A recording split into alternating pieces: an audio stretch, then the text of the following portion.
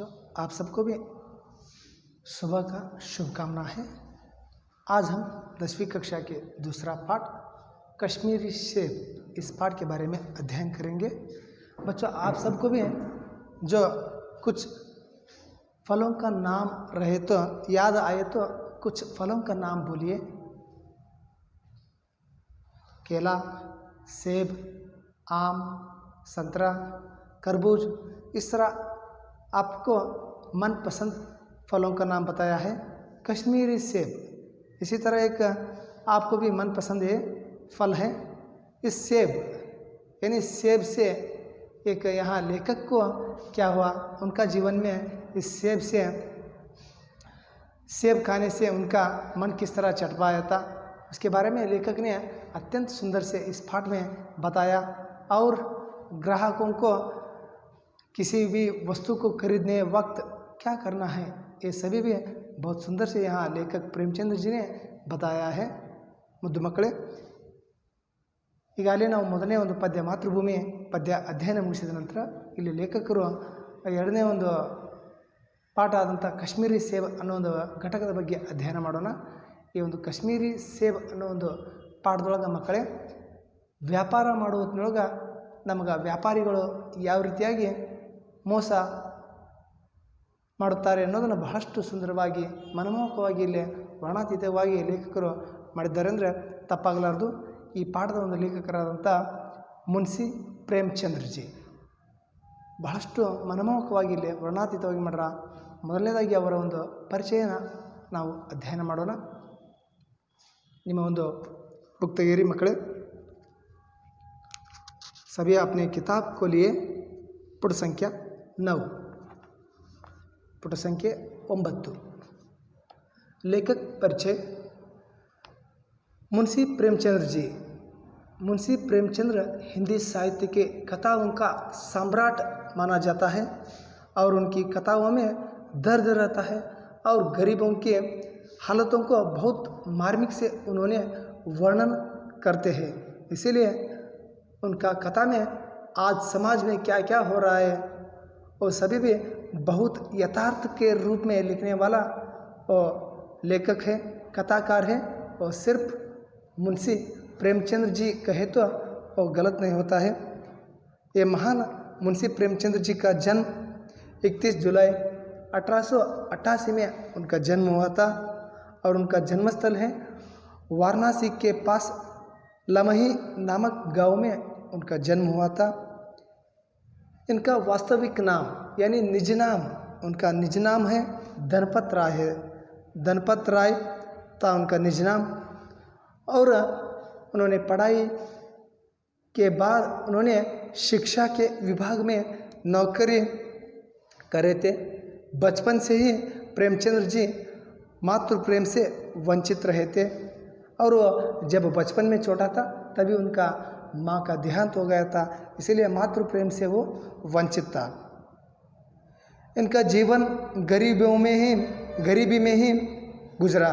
देखो, बचपन में वो बहुत कष्ट सहा क्योंकि वो गरीब के परिवार से आए हुए थे, इसीलिए गरीबी में ही उन्होंने अपना बचपन को गुजरा। वे मैट्रिक तक ही पढ़ पाए। देखो, उन्होंने SLC तक ही अपना शिक्षा को पाया। वे यथार्थवादी कथाकार थे, यानी आज समाज में क्या क्या हो रहा है उसके बारे में यथार्थ जो जिस तरह रहता है उसी तरह लिखने वाला एक कथाकार है, वो सिर्फ मुंशी प्रेमचंद्र जी है। उनकी प्रमुख रचनाएं हैं गोदान, सेवा सदन, गबन, निर्मला, कर्मभूमि आदि उनकी प्रमुख उपन्यास है। बड़े घर की बेटी, नमक का सरोगा, पंच परमेश्वर, पूसू की रात आदि उनकी प्रसिद्ध कहानियाँ हैं। प्रेमचंद्र जी की कहानियाँ मानस सरोवर का नाम से संकलित है। आज इस पाठ से हम कश्मीरी सेब इस पाठ के बारे में अध्ययन करेंगे। ಮಕ್ಕಳೇ, ಮೊದಲನೇದಾಗಿ ಈ ಪಾಠ ಒಂದು ಬರೆದಂಥ ಒಂದು ಲೇಖಕರಾದಂಥ ಮುನ್ಸಿ ಪ್ರೇಮಚಂದ್ರ ಅವರ ಬಗ್ಗೆ ಒಂದು ನಾವು ಪರಿಚಯ ಮಾಡ್ಕೊಳ್ಳೋಣ। ಕತೆಗಳ ಒಂದು ಸಾಮ್ರಾಟ. ಯಾವ ರೀತಿಯಾಗಿ ನಾವು ಕನ್ನಡದೊಳಗೆ ನಮ್ಮ ಒಂದು ದ ರಾ ಬೇಂದ್ರೆ ಅವರಿಗೆ ನಾವು ಕತೆಗಾರ ಅಂತ ಕರಿತೀವಿ, ಅದೇ ರೀತಿಯಾಗಿ ಹಿಂದಿಯೊಳಗೆ ನಾವು ಕತೆಗಳ ಒಂದು ಸಾಮ್ರಾಟ, ಕತೆಗಳ ಒಂದು ಕತೆಗಾರ ಅಂತಂದು ಯಾರನ್ನ ಕರಿತೀವಿ ಅಂದಾಗ ಅದು ಮುನ್ಷಿ ಪ್ರೇಮಚಂದ್ರ ಅವರಿಗೆ ಅಂದ್ರೆ ತಪ್ಪಾಗಲಾರ್ದು. ಇಂಥ ಒಂದು ಮುನ್ಷಿ ಪ್ರೇಮಚಂದ್ರ ಅವರೊಂದು ಜನನ 31 ಜುಲೈ 1880 ಇವರೊಂದು ಜನನ ಆಯಿತು. ಇವರೊಂದು ಜನ್ಮಸ್ಥಳ ವಾರಣಾಸಿಯ ಒಂದು ಸಮೀಪ ಇರುವಂಥ ಒಂದು ಲಮ್ಹಿ ಅನ್ನೋ ಒಂದು ಸಣ್ಣ ಅಂತ ಒಂದು ಪುಟ್ಟ ಹಳ್ಳಿವರೆಗೆ ಇವರೊಂದು ಜನನ ಆಯಿತು. ಇವರೊಂದು ನಿಜವಾದಂಥ ನಿಜನಾಮ ಯಾವುದಂದಾಗ ಅದು ಧನಪತ್ ರಾಯ್. ಇವರ ಒಂದು ವೃತ್ತಿ ಕಾರ್ಯ ಯಾವುದು ಆಗಿದೆ ಅಂದರೆ ಶಿಕ್ಷಣ ವಿಭಾಗದ ಒಬ್ಬ ನೌಕರರಾಗಿ ಇವರು ಕಾರ್ಯನಿರ್ವಹಿಸ್ಯಾರ. ಬಚ್ಪನ್ದೊಳಗೆ ಪ್ರೇಮಚಂದ್ರ ಅವರು ಮಾತೃಪ್ರೇಮದಿಂದ ವಂಚಿತರಾಗಿದ್ದರು. ಅವರು ಚಿಕ್ಕವರಿದ್ದಾಗ ಅವರೊಂದು ತಾಯಿಯ ನಿಧನ ಆದ ಕಾರಣ ಅವರು ಮಾತೃ ಪ್ರೀತಿಯಿಂದ ವಂಚಿತರಾಗಿದ್ದರು ಅಂತ ಹೇಳ್ಬೋದು. ಇವರ ಒಂದು ಬಾಲ್ಯ ಬಹಳಷ್ಟು ಬಡತನದೊಳಗೆ ಬೆಂದಿದೆ. ಯಾಕಂದರೆ ಇವರು ಚಿಕ್ಕವರಿದ್ದಾಗ ಸರಿಯಾದಂಥ ಒಂದು ಬೆಳವಣಿಗೆ ಆಯಿತು, ಮನೆಯೊಳಗೆ ಬಡತನ ಕಿತ್ತು ತಿನ್ನುವ ಒಂದು ಬಡತನ. ಆ ಕಾರಣದಿಂದ ಇವರ ಒಂದು ಜೀವನ ಕಷ್ಟದೊಳಗನ ಪ್ರಾರಂಭವಾಯಿತು ಅನ್ಬೋದು. ಜೊತೆಗೆ ಇವರು ಕೇವಲ SSLC 10ನೇ ತರಗತಿವರೆಗೂ ಮಾತ್ರ ಅಧ್ಯಯನ ಮಾಡಿದರು. ಇವರು ಯಥಾರ್ಥವಾದಿಗಳಂಥ ಕವಿಗಳಾಗಿದ್ದರು. ಇವರು ಇದ್ದದ್ದನ್ನು ಇದ್ದ ಹಾಗೆ ವರ್ಣಾತೀತವಾಗಿ ಜನರ ಒಂದು ಮನನ ಮುಟ್ಟು ಹಾಗೆ ಬರುವಂಥ ಒಬ್ಬ ಕತೆಗಾರ ಯಾರಂದಾಗ ಅದು ಕೇವಲ ಮುನ್ಷಿ ಪ್ರೇಮಚಂದ್ರವರು ಅಂತಂದ್ರೆ ತಪ್ಪಾಗಲಾರ್ದು. ಇವರೊಂದು ಕೆಲವೊಂದಿಷ್ಟು ಉಪನ್ಯಾಸಗಳು ಮತ್ತು ಕತೆಗಳನ್ನ ನೀಡಿದ್ದಾರೆ ಮಕ್ಕಳೇ. ಅವು ಯಾವ್ಯಾವ ಉಪನ್ಯಾಸಗಳು ಅಂದಾಗ ಮೊದಲನೇದಾಗಿ ಗೋದಾನ್, ಸೇವಾ ಸದನ್, ಗಬನ್, ನಿರ್ಮಲಾ, ಕರ್ಮಭೂಮಿ. ಮಕ್ಕಳೇ, ನೀವೇನಾದರೂ ಮುಂದೆ ಉನ್ನತ ಶಿಕ್ಷಣ ಅಧ್ಯಯನ ಮಾಡಿದ್ರೆ ಆ ಪದವಿ ಒಳಗೆ ಏನಾದರೂ ಹಿಂದಿ ತೊಗೊಂಡಾಗ ಪ್ರೇಮಚಂದ್ರ ಅವರ ಒಂದು ಉಪನ್ಯಾಸ ಇರ್ತೈತಿ, ಅಥವಾ ಅವರ ಒಂದು ಕತೆ ಆದರೂ ಇದ್ದೇ ಇರ್ತೈತಿ. ಆಗ ನೀವು ಮುನ್ಷಿ ಪ್ರೇಮಚಂದ್ರವರ ಒಂದು ಕಥೆನ ಅಧ್ಯಯನ ಮಾಡಿದಾಗ ನಿಮಗೆ ಅವರು ಯಥಾರ್ಥವಾದಿಗಳು ಯಾಕೆ ಅಂತಾರ ಅನ್ನೋದನ್ನು ಅರ್ಥ ಆಗುತ್ತೆ. ಈಗ ನಿಮಗೊಂದು ಸಣ್ಣ ಒಂದು ಪಾಠ ಕೊಟ್ರೆ ಆ ಪಾಠದ ಮುಖಾಂತರ ಎಷ್ಟೊಂದು ಮಾರ್ಮಿಕವಾಗಿ ಸಾಮಾನ್ಯರು ಯಾವ ರೀತಿಯಾಗಿ ಇಲ್ಲಿ ಮೋಸ ಹೋಗುತ್ತಿದ್ದಾರೆ ಅನ್ನೋದನ್ನು ವರ್ಣಾತೀತವಾಗಿ ಹೇಳ್ಯಾರಂದ್ರೆ ತಪ್ಪಾಗಲಾರ್ದು ಮಕ್ಕಳೇ. ಇನ್ನು ಇವರೊಂದು ಕಥೆಗಳು ಯಾವ್ಯಾವು ಅಂದಾಗ ಬಡೆ ಘರ್ ಕಿ ಬೇಟಿ, ನಮಕ್ಕ ದರೋಗ, ಪಂಚ ಪರಮೇಶ್ವರ್, ಪುಸು ಕಿ ರಾತ್ ಇವರೊಂದು ಪ್ರಸಿದ್ಧವಾದಂಥ ಒಂದು ಕಥೆಗಳು ಅಂತಂದು ಹೇಳ್ಬೋದು ನಾವು. ಪ್ರೇಮಚಂದ್ರ ಒಂದು ಎಲ್ಲ ಒಂದು ಕಥೆಗಳನ್ನ ಮಾನಸ ಸರೋವರ ಅನ್ನೋ ಒಂದು ಸಂಕಲಿತ ಮಾಡಿ ಮುದ್ರಣ ಮಾಡಿದ್ದಾರೆ ಮಕ್ಕಳೇ. ನೀವು ಮುಂದೆ ಉನ್ನತ ವ್ಯಾಸಂಗದೊಳಗೆ ಅದರ ಬಗ್ಗೆ ಅಧ್ಯಯನ ಮಾಡಿ. ಈಗ ಪಾಠದ ಕಡೆ ಗಮನ ಹರಿಸೋಣ ಮಕ್ಕಳೇ. ಪುಟ ಸಂಖ್ಯೆ 6 ತೆಗೀರಿ. बच्चों, आप सभी पेज यानी पुट संख्या 6 को लिए। इस पाठ से आप क्या सीखते हैं? यानी इस पाठ से आपको ये सीख मिलता है कि इस कहानी से बाजार में लोग साथ होने वाला धोखेबाजी पर प्रकाश डाला गया है और खरीदारी करते समय सावधानी बरतने की आवश्यकता पर जोर दिया गया है। देखो, आप कोई भी वस्तु लेने देने हैं या खरीदने हैं तो वहाँ व्यापारियों अपने साथ आपके साथ करने वाला धोखेबाजी पर यहाँ वर्णन किया गया है। इसलिए आप खरीदारी करते समय सावधानी से रहना चाहिए और उस पर नज़र रखें तो आप उस धोखे से बच सकते हैं। यहाँ आपको इस पाठ से संदेश मिलता है। पाठ की ओर देखिए। कल शाम को चौके में 2-4 ज़रूरी चीज़ें खरीदने गया था। पंजाबी मेवा परोसों की दुकान रास्ते में ही पड़ती है। एक दुकान पर बहुत अच्छे रंगदार गुलाबी सेब सजे हुए नज़र आए। जी ललचा उठा। आजकल शिक्षित समाज में विटामिन और प्रोटीन शब्दों में विचार करने की प्रवृत्ति हो गई है। कल शाम को चौके में 2-4 घर के ज़रूरी वस्तु खरीदने के लिए मैं बाज़ार की ओर गया था और वहाँ पंजाबी मेवा परोसों का दुकान था। और पंजाबी दुकान देखते ही मुझे उस दुकान में अच्छे रंगदार और मज़ेदार गुलाबी सेब नज़र आया। उसे देखते ही मुझे ललचा उठा, यानी खाने का मन हुआ। और आजकल शिक्षित समाज में, पढ़े लिखे समाज में विटामिन और प्रोटीन के बारे में ज़्यादा से ज़्यादा विचार करने का प्रवृत्ति भी बढ़ गई है। ನಿನ್ನೆ ಸಾಯಂಕಾಲ ಮನೆಗೆ ಕೆಲವೊಂದಿಷ್ಟು ಅವಶ್ಯಕವಾದಂಥ ವಸ್ತುಗಳನ್ನ ಖರೀದಿ ಮಾಡಲು ನಾನು ಮನೆಯ ಒಂದು ಮನೆ ಸಮೀಪದಲ್ಲಿರುವಂಥ ಒಂದು ಬಾಜಾರ್ಗೆ ಹೋಗಿದ್ದೆ, ಮಾರುಕಟ್ಟೆಗೆ ಹೋಗಿದ್ದೆ. ಆ ಮಾರುಕಟ್ಟೆಗೆ ಹೋದಾಗ ಅಲ್ಲಿ ಪಂಜಾಬಿ ಮೇವಾ ಪರೋಶ, ಪಂಜಾಬಿ ಇರುವಂಥ ಒಬ್ಬ ಮಾರಾಟಗಾರರು, ಹಣ್ಣುಗಳನ್ನು ಮಾರಾಟ ಮಾಡುವಂಥ ಒಂದು ಅಂಗಡಿ ಹಚ್ಚಿದ್ರು. ಆ ಅಂಗಡಿ ಹಚ್ಚಿದಾಗ ಆ ಹಣ್ಣುಗಳನ್ನು ಒಂದು ಮಾರಾಟ ಮಾಡುವಂಥ ವ್ಯಕ್ತಿಗಳು ಹಣ್ಣನ್ನು ಬಹಳಷ್ಟು ಸುಂದರವಾಗಿ, ಮನಮೋಹಕವಾಗಿ, ಅಲಂಕೃತವಾಗಿ ಆ ಹಣ್ಣುಗಳನ್ನ ಹೊಂದಿಸಿಟ್ಟಿದ್ರು. ಆ ಹೊಂದಿಸಿಟ್ಟಿದಾಗ ನನ್ನ ಮನಸ್ಸು ಚಟಪಡಿಸಾಕುಂತು. ಆ ಹಣ್ಣುಗಳನ್ನ ತಿನ್ನಬೇಕನ್ನೋ ಒಂದು ಆಸೆ ನನ್ನಲ್ಲಿ ಮೂಡಾಕುಂತು. ಜೊತೆಗೆ ಇಂದಿನ ಒಂದು ಶಿಕ್ಷಿತ ಸಮಾಜದಲ್ಲಿ ನಾವು ನೋಡಿದಾಗ ವಿಟಮಿನ್ ಮತ್ತು ಪ್ರೋಟೀನ್ ಬಗ್ಗೆ ಬಹಳಷ್ಟು ಒತ್ತು ನೀಡ್ತಾರೆ. ವಿಟಮಿನ್, ಪ್ರೋಟೀನ್ ನಿಮಗೆ ಕಡಿಮೆ ಇದೆ, ನೀವು ಆರೋಗ್ಯದರಾಗಬೇಕಾದ್ರೆ ವಿಟಮಿನ್ ಮತ್ತು ಪ್ರೋಟೀನ್ನ ಹೆಚ್ಚು ಸೇವಿಸಬೇಕು ಅನ್ನೋದನ್ನು ಹೇಳ್ತಾರೆ. ಆ ಕಾರಣದಿಂದ ಆ ಹಣ್ಣುಗಳನ್ನು ನೋಡಿದಾಗ ನನಗೆ ಮನಸ್ಸು ಆಸೆ ಆಗೋವಂತು. ಲಾಲಚ್ ಕಾ ಮತ್ಲಬ್ ಆಸೆ, ಆ ಒಂದು ಆಸೆ ಮಾಡೋವಂತು. ಆ ಒಂದು ಆಸೆಯಿಂದ ಆ ಹಣ್ಣುಗಳನ್ನ ತಿನ್ನಬೇಕು ಅನ್ನೋ ಒಂದು ಭಾವನೆ ನನ್ನಲ್ಲಿ ಮೂಡಿತು ಅಂತಂದು ಲೇಖಕರು ಹೇಳ್ತಾರೆ. ಮಕ್ಕಳೇ, ಮುಂದೆ ನೋಡಿ. टमाटो को पहले कोई भी न पूछता था, टमाटो को पहले कोई भी न पूछता था, अब टमाटो भोजन का आवश्यक अंग बन गया है. आप तो घर में आपकी माँ खाना बनाने वक्त देख लिया तो कोई भी सांभर बना या कोई भी तरकारी का, सब्जी का खाना बनाए तो उसमें टमाटो तो आवश्यक होता है.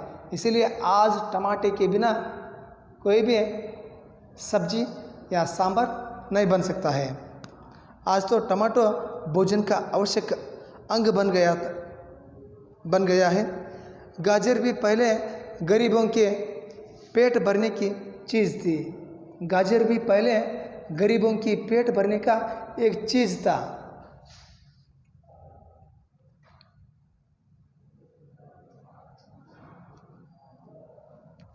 अमीर लोग तो उसका हलवा ही खाते थे, मगर अब पता चला कि गाजर में भी बहुत विटामिन है.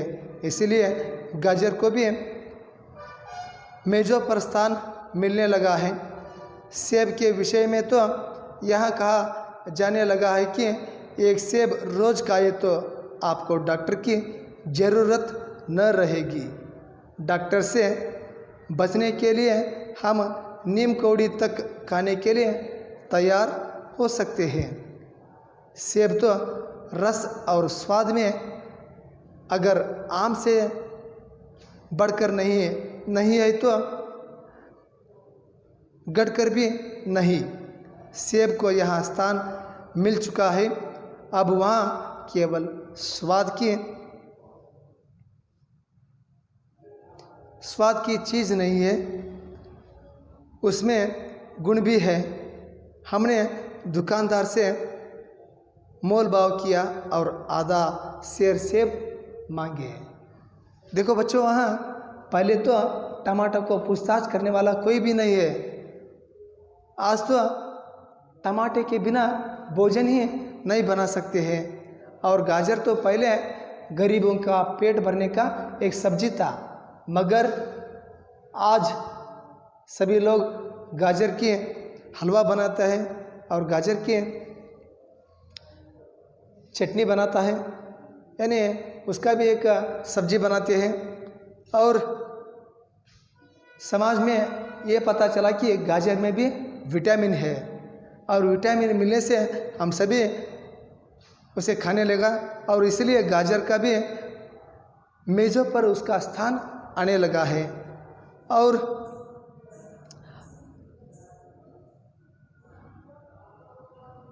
आपको ये पता रहना कि हर रोज़ एक सेब खाने से डॉक्टर का आवश्यक नहीं होता है।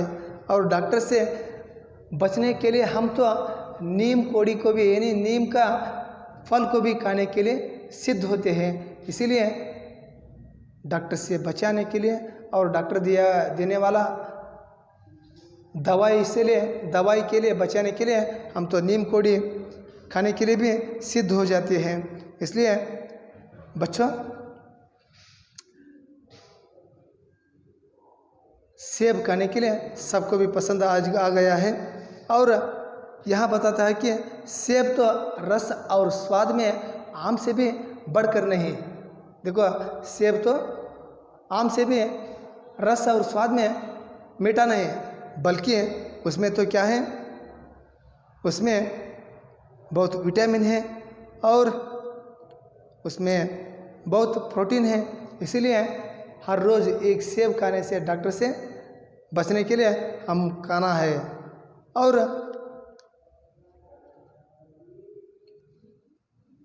मेरा मन भी खाने का लालच उठा। मैंने भी दुकान के पास गया और उससे दुकानदार से मोल भाव किया, यानी दाम को पूछा और आधा शेर सेब देने के लिए मैं उनसे बताया। ಮೊದಲು ಟಮಾಟಿನ ನಾವು ಯಾವ ಒಂದು ಅವಶ್ಯಕವಾದಂಥ ಒಂದು ಆಹಾರಕ್ಕೆ ಉಪಯೋಗಿಸಿದ್ದಿಲ್ಲ ಮಕ್ಕಳೇ. ಆದರೆ ಇಂದು ಟಮಾಟಿ ಇಲ್ಲದೆ ಯಾವುದೇ ಒಂದು ಅಡುಗೆನ ನಾವು ಮಾಡೋದನ್ನು ಕಾಣೋದಿಲ್ಲ ಅಂದರೆ ತಪ್ಪಾಗಲಾರ್ದು ಮಕ್ಕಳೇ. ಜೊತೆಗೆ ಗಜ್ಜರಿ ಮೊದಲು ಎಲ್ಲರೂ ಕೇವಲ ಒಂದು ಬಡವರ ಒಂದು ಹೊಟ್ಟೆ ತುಂಬಿಸುವ ಒಂದು ವಸ್ತುವಾಗಿತ್ತು. ಆದರೆ ಶ್ರೀಮಂತರು ಆ ಒಂದು ಗಜ್ಜರಿಯ ಒಂದು ಹಲ್ವಾನ ತಿನ್ನುತ್ತಿದ್ದರು. ಆದರೆ ಇಂದು ಅದರಲ್ಲಿ ವಿಟಮಿನ್ ಇದೆ ಎಂದಾಗ ಇಂದು ಗಜ್ಜರಿಯ ಒಂದು ಸ್ಥಾನ ಬಹಳಷ್ಟು ಎತ್ತರಕ್ಕೆ ಬೆಳೆದಿದೆ ಅಂದರೆ ತಪ್ಪಾಗಲಾರದು ಮಕ್ಕಳೇ. ಅದೇ ರೀತಿಯಾಗಿ ಈ ಒಂದು ಶಿಕ್ಷಿತ ಸಮಾಜದೊಳಗೆ ಸೇಬಿನ ಒಂದು ಸ್ಥಾನ ನಾವು ನೋಡಿದಾಗ ಆ ಒಂದು ಬಹಳಷ್ಟು ಎತ್ತರ ಇದೆ ಅಂತ ಹೇಳ್ಬೋದು.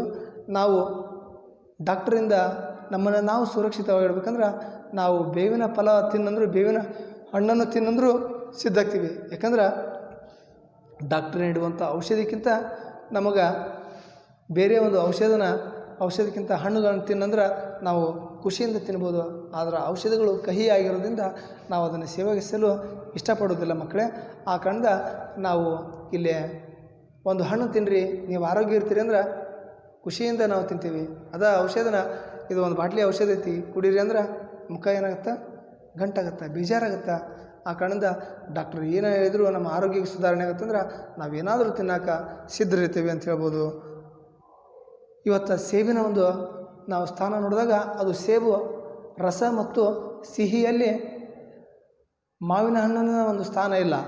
ಆದರೆ ಅದರಲ್ಲಿ ವಿಟಮಿನ್, ಪ್ರೋಟೀನ್ ಗುಣಗಳಿದೆ ಎಂದಾಗ ಅದರ ಒಂದು ಸ್ಥಾನ ಬಹಳಷ್ಟು ಎತ್ತರವಾಗಿ ಬೆಳೆದಿದೆ ಅಂದರೆ ತಪ್ಪಾಗಲಾರದು.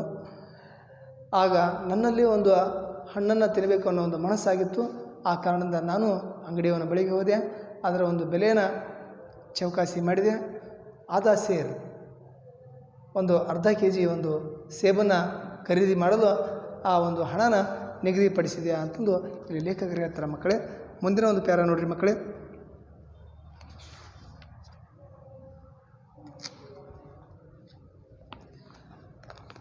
दुकानदार ने कहा, बाबूजी बड़े मज़ेदार सेब आए हैं, काश कश्मीर के आप ले जाइए, खाकर तबीयत खुश हो जाएगी। देखो, दुकानदार ने लेखक से कहा, बाबूजी आइए, बड़े मज़ेदार सेब आया है, काश कश्मीर के सेब है। देखो वो सेब का रंग ही लाल है, काश कश्मीर के है, खाइए, आपका तबीयत भी खुश हो जाएगा। इस तरह उन्होंने उनको स्वागत करते हुए सेब लेने के लिए उनको क्या किया, प्रोत्साह किया दुकानदार ने. ಮಕ್ಕಳಲ್ಲಿ ಹೇಳ್ತಾರೆ ಅವರು, ದುಕಾನ್ದಾರ ಒಂದು ಅಂಗಡಿಯವನು ಹೇಳ್ತಾನೆ, ಈ ಒಂದು ಲೇಖಕರು ನೋಡಿದಾಗ ಬರೀ ಸಾವುಕಾರ ಬಹಳಷ್ಟು ಒಂದು ಕೆಂಪಾಗಿರುವಂಥ ಒಂದು ಕಾಶ್ಮೀರದ ಒಂದು ಅದು ವಿಶೇಷತೆ ಉಳ್ಳಂಥ ಒಂದು ಕಾಶ್ಮೀರದ ಸೇಬುಗಳು ಇಲ್ಲೇ ನಮ್ಮ ಒಂದು ಊರಿನಲ್ಲಿ ಬೆಳೆದಂಥ ಸೇಬಲ್ಲಿ ಇದು ಬಹಳಷ್ಟು ಒಂದು ವಿಶೇಷತೆ ಉಳ್ಳಂಥ ಒಂದು ಕಾಶ್ಮೀರಿನ ಸೇಬು ಬಂದಿದೆ ಸಾವುಕಾರ, ಬರ್ರಿ ತೆಗೆದುಕೊಳ್ಳ್ರಿ, ತಿಂದು ನಿಮ್ಮ ಆರೋಗ್ಯನ ಏನು ಮಾಡಿರಿ ದಷ್ಟಪುಷ್ಟವಾಗಿ ಇಟ್ಕೊರಿ ಆರೋಗ್ಯವಂತರಾಗಿರ್ರಿ ಅಂತಂದು ಆ ಒಂದು ಅಂಗಡಿಯವನು ಲೇಖಕರಿಗೆ ಸೇಬು ತೆಗೆದುಕೊಳ್ಳಲು ಪ್ರೋತ್ಸಾಹ ನೀಡುತ್ತಾನೆ ಮಕ್ಕಳೇ. मैंने रुमाल निकाल कर उसे देते हुए कहा, चुन चुन कर रखना। देखो लेखक ने अपना रुमाल को निकाल कर दिया और सेब को चुन चुन कर देने के लिए उनको ही उन्होंने बताया. ಲೇಖಕರು ತಾವು ಒಯ್ದಂಥ ಒಂದು ಟವಾಲ್ ತಮ್ಮ ಒಂದು ಖರ್ಚೀಪನ್ನು ಆ ಒಂದು ಅಂಗಡಿಯವನಿಗೆ ಕೊಡ್ತಾರೆ. ಕೊಟ್ಟು ಹೇಳ್ತಾರೆ, ನೋಡಿ ಹಣ್ಣನ್ನು ಚಲೋವನ್ನ ಆರಿಸಿ ಕೊಡ್ರಿ, ಒಂದು ಅರ್ಧ ಕೆ ಜಿ ಆದಾ ಸೇರ್ ಅಂತಂದು ಲೇಖಕರು ಹೇಳ್ತಾರೆ. तदनंतर मुझे नोड़ी मकड़े, दुकानदार ने तराजू उठाई और अपने नौकर से बोला, सुनो आधा शेर कश्मीरी सेब निकाल ला, चुनकर लाना. देखो दुकानदार ने अपने तराजू उठाया और अपने नौकर से बोला, सुनो आधा शेर कश्मीरी सेब निकाल ला, चुनकर लाना. दुकानदार ने अपने नौकर से कहा अपने तराजू उठाया, देखो यहाँ लेखक जी आया है, उनको खास कश्मीर की सेब देना है, इसीलिए अंदर जाओ, वहाँ अंदर रखे गए कश्मीरी सेब को लाओ और चुन चुन कर लाओ. उत्तम से उत्तम सेब को लाने के लिए अपने नौकर से यहाँ दुकानदार ने कहता है.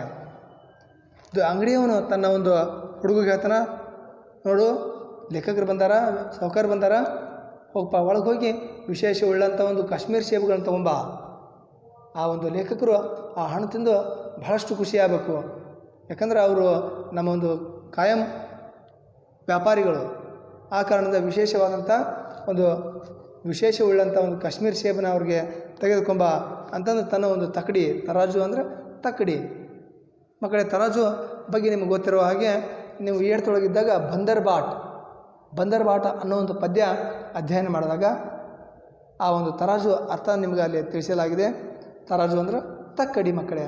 ಆ ತಕ್ಕಡಿನ ಎತ್ತಿ ಅವ ಹೇಳ್ತಾನ, ತೊಂಬಪ್ಪ ಸಾಹುಕಾರಿಗೆ ಅರ್ಧ ಕೆ ಜಿ ಸೇಬು ತೊಂಬ ಅಂತಂದು ಆ ಒಂದು ಲೇಖಕರು ಅವನಿಗೆ ಕಳಿಸ್ತಾರ.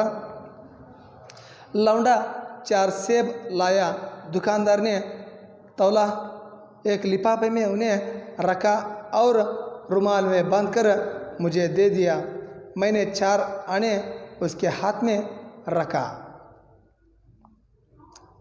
लौंडा 4 सेब उन्होंने लाया, लौंडा 4 सेब लाया और दुकानदार ने तौला और एक लिफाफे में उन्हें रखा दिया और रुमाल बांधकर वापस मेरे हाथ में दे दिया और मैंने उनके हाथ में 4 आने उनके हाथ में मैंने दे दिया.